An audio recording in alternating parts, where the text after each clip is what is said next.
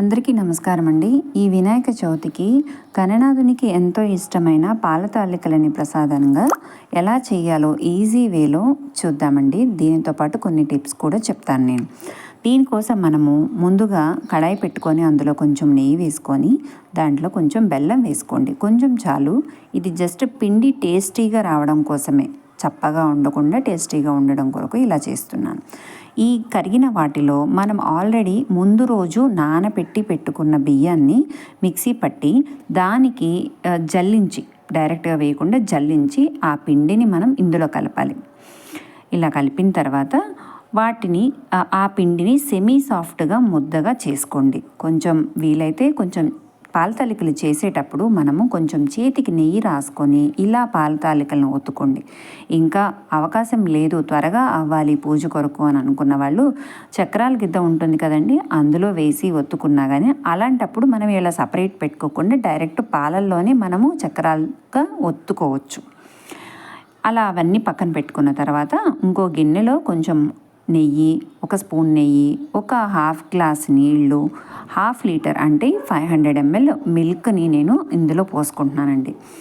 ఇలా ఇవి creamy milk కాబట్టి నేను కొంచెం నీళ్ళు ఎక్కువగా పోసాను.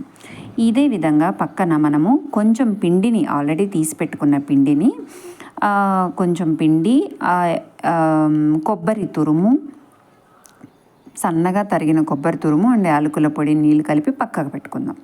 ఇప్పుడు పక్కన ఇంకో గిన్నెలో బెల్లము, దాంట్లో కొన్ని వాటర్ అవి పెట్టి మరగనిద్దాం. ఇది పెద్ద జ్యూసీగా రావాల్సిన అవసరం లేదండి, జస్ట్ కరిగితే చాలు, చిక్కగా అవ్వాల్సిన అవసరం లేదు.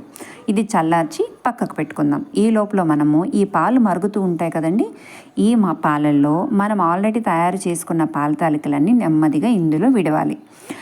వేయగానే కదపకండి, నెమ్మదిగా అలా 10 నిమిషాలు ఉంచితే అవి కొంచెం గట్టిపడతాయి. కాసేపు ఆగిన తర్వాత ఉడుకుతాయి. ఇది ఇప్పుడు చూడటానికి మనకి ఉడికినట్టే కనపడుతుందండి, కానీ చల్లారిన తర్వాత ఇవి మెత్తగా టేస్టీగా బాగుంటాయి అన్నమాట. ఇలా కొంచెం మరగనిచ్చే టైంలోనే మనం ఆల్రెడీ కలిపి పెట్టుకున్న పిండి, యాలకులు ఇదంతా పౌడర్ ఉంది కదండి, ఆ వాటర్ని ఇందులో కలుపుదాం. దీనివల్ల మనకి చిక్కగా వస్తుందన్నమాట. మనం నీళ్ళు చూసారా, ఈ కన్సిస్టెన్సీలో వస్తుంది. ఈ టైంలో మనము మన బెల్లం జ్యూస్ని మొత్తాన్ని ఇందులో కలిపి పక్కకు పెట్టేయాలి. ఇక్కడ బెల్లం జ్యూస్ ఎప్పుడైనా సరే చల్లగా ఆరిపోయి ఉండాలి, అప్పుడే మనకి పాలు విరగకుండా ఉంటాయి. లేదంటే ఏదైనా ఒక్కటే వేడిగా ఉండాలి, రెండు వేడిగా ఉంటే ఇరిగిపోతాయని గుర్తుపెట్టుకోండి. ఇప్పుడు బాణీలో కొంచెము ఆయిల్ వేసుకొని, ఆయిల్ కానీ లేకపోతే నెయ్యి కానీ వేసుకొని అందులో మనకి కావాల్సిన డ్రై ఫ్రూట్స్ అన్నీ వేసుకొని, ఏవైతే అవి నేను కొన్ని జీడిపప్పు, కొబ్బరి, ఎండు ద్రాక్ష వేశాను. ఇవన్నీ దోరగా వేగిన తర్వాత వాటిని డైరెక్ట్గా మన పాల తాలికల్లో కలుపుకోవడమే. చూసారా, ఎంతో చక్కగా ఎంతో టేస్టీగా ఉండే ఈ పాల తాలికలను మనం పండగ రోజు చాలా ఈజీగా, చాలా త్వరగా చేసుకోవచ్చు. ఎంతో ఇష్టమైన ఈ ప్రసాదాన్ని దేవుడికి పెట్టండి. ఆ గణనాథుని ఆశీస్సులను మీరు తీసుకోండి. బాయ్.